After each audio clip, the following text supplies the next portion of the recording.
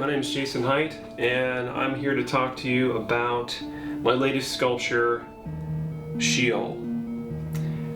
This is the 11th light sculpture that I've built, and my first one was built I built it in 2009. I say built because as a sculpture, this is a combination of assemblage and separate sculptures. My previous light sculptures mostly have been assemblage found art pieces, but this one I wanted to try something different and sculpt each individual part of the sculpture, mold it, cast it, paint it, light it, all that kind of stuff. So each of these are, basically there are 3 central pieces in the front, and then there's a smattering of smaller sculptures in the back. This is the right wing of the sculpture, which represents order, which is on a hinge so it can move. And then this left wing represents chaos. This was actually the first piece I sculpted in this series. Then I sculpted the central figure. This is basically like the sleeping goddess or Madonna type figure that represents the pathway to the material world. So this is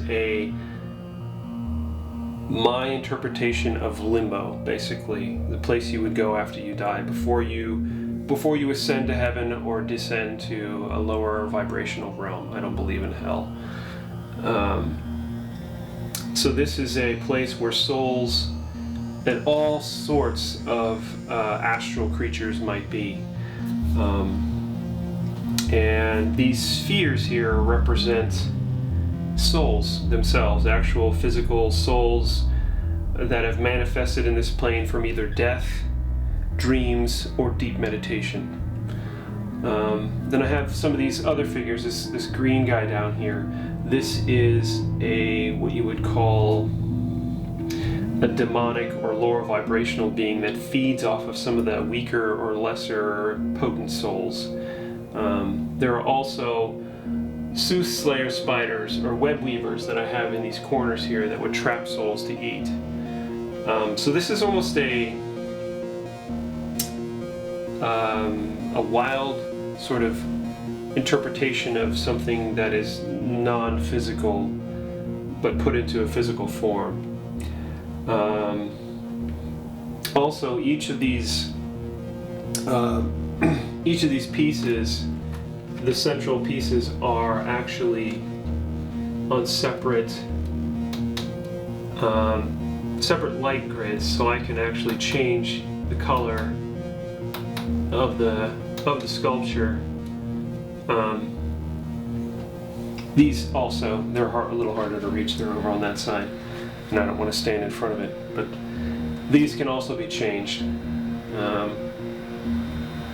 These central pieces here, these smaller pieces, these also represent souls.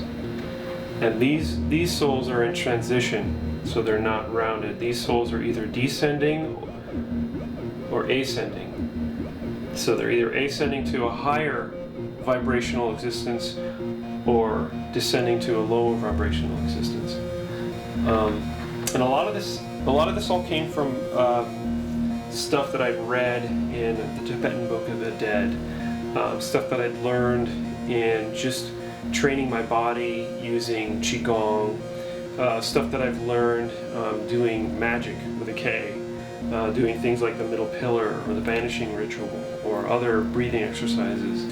There is absolutely a world beyond this material plane. This plane that we all live and breathe on, this is a temporary existence that we live, that our immortal souls that are behind and sheathed in this flesh will basically shed.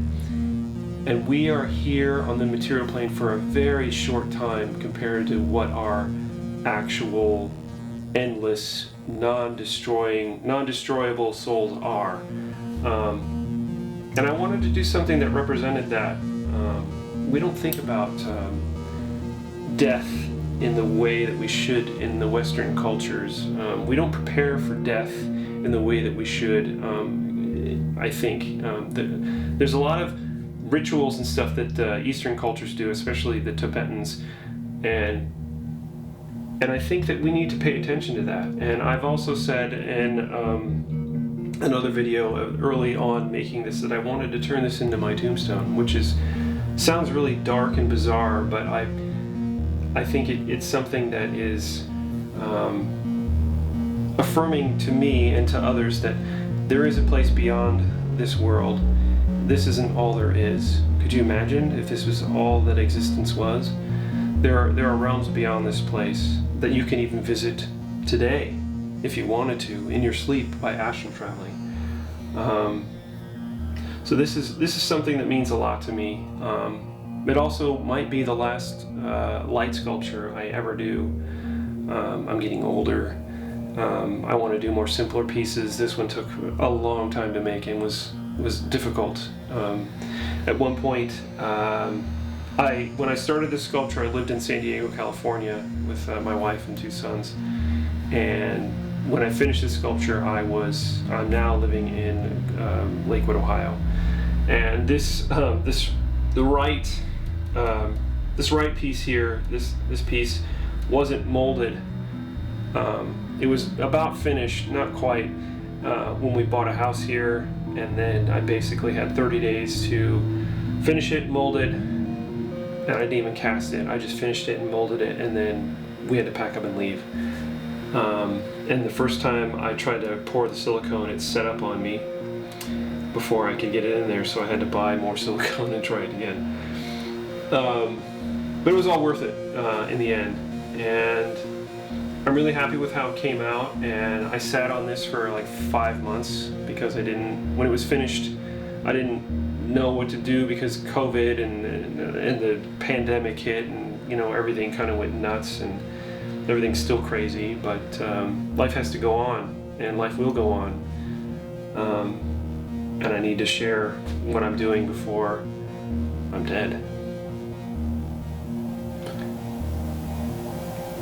That's kind of a bummer downer.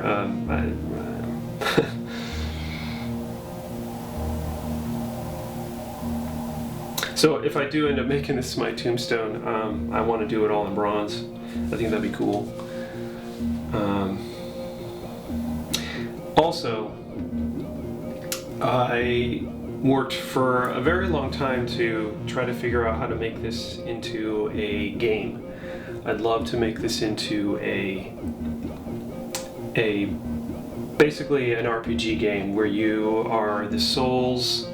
You represent a soul that is trying to help other souls to ascend, and you have these other creatures. I have more. There's also, I forgot to mention, this creature here. This thing is called a deathbed. It's like a spider kind of creature that sneaks up on souls and swallows them and that kind of thing. Yeah, weird, creepy stuff. But anyway, I conceived of this whole game idea with this that I would someday like to make. And I did actually do quite a bit of work on that, which is probably what slowed me down finishing this. But at some point I had to say, okay, I'm gonna just finish the sculpture and then I'll worry about the game later, because there's so many other components to the game that are just not really my forte necessarily. So maybe somebody out there wants to help me with making a game out of this thing. Yeah, I play Dungeons and Dragons with a group of guys here that I met right after I moved here. Hooked up with some guys, and I play every week, and it's really great to basically it's an escape from this world in a way that you can't escape in television or video games, because you're face to face with other people creating this world together simultaneously. And that's sort of what this is, in a way. Because I think all of us created this reality, and there are realities beyond this that we can create. And this is my vision for what the afterlife might be.